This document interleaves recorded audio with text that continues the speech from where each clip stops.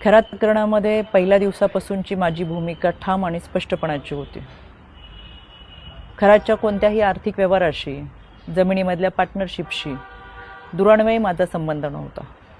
मी कधी कोणत्या महिलेला खरातकडे घेऊन गेले नाही, ना माझा आक्षेपार्ह फोटो व्हिडिओ होता। पण तरीसुद्धा गेले 1.5-2 महिने अतिशय अश्लील अश्लाघ्य भाषेमध्ये विधानं करत, कोणताही पुरावा नसताना माझ्यावर माझ्या कुटुंबियांवरती केलेले आरोप हे अतिशय वेदनादायक होते। आणि म्हणून आता ही माझी लढाई कायद्याच्या चौकटीतून आहे। इतरांप्रमाणे माझ्या कुटुंबियांनी खरातला गुरु मानलं होतं आणि म्हणून जो पाद्यपूजेचा व्हिडिओ होता तो अतिशय जुना व्हिडिओ होता। त्यावेळेस मी आयोगाचे अध्यक्षही नव्हते, पण तरीसुद्धा खरात प्रकरणाचा तपास हा पारदर्शकपणे व्हावा यासाठी मी राज्य महिला आयोगाच्या अध्यक्षपदाचा आणि प्रदेशाध्यक्षपदाच्या अशा दोन्ही पदांचा राजीनामा दिला। तरीसुद्धा ज्या पद्धतीची चिखलफेक झाली, एआयचा वापर करून ज्या पद्धतीचे व्हिडिओ बनवले गेले आणि सातत्याने बदनाम करण्याचं षडयंत्र जे रचलं गेलं, त्याच्यासाठीची ही लढाई कायद्याच्या चौकटीतून। आणि म्हणून आशा मिरगे या बाईने डिबेट शोमध्ये अतिशय असभ्य भाषेमध्ये जी विधानं केली, ती विधानं ऐकून तर मला आश्चर्याचा धक्काच बसला। आणि म्हणून मी 4 एप्रिलला पहिली नोटीस ही आशा मिरगेला पाठवली होती।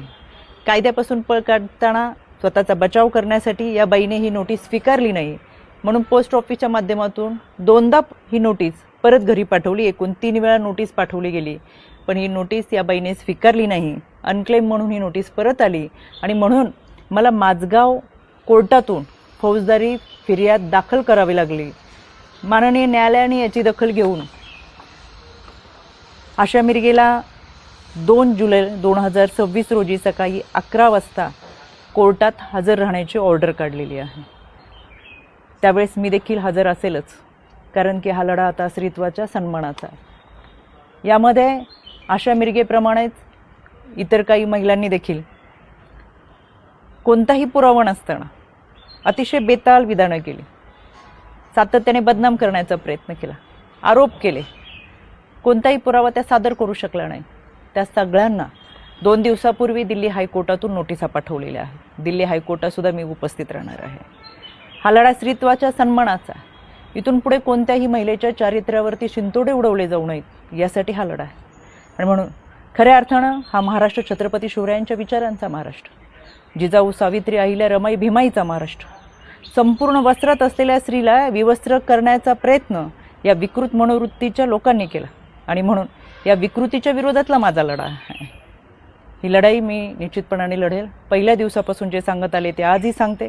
सत्य प्रखरतेने तुमच्या समोर आहे। कोणताही पुरावा नाही, कोणतेही दुष्कृत्य गैरकृत्य कधीही केलेलं नाही।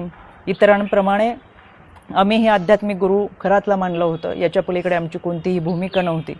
आणि म्हणून हा लढा मी कायद्याच्या चौकटीतून लढते। 2 जुलै सकाळी 11 वाजता आशा मिरगे हाजीर हो, मी स्वतः माझगाव कोर्टात असेल।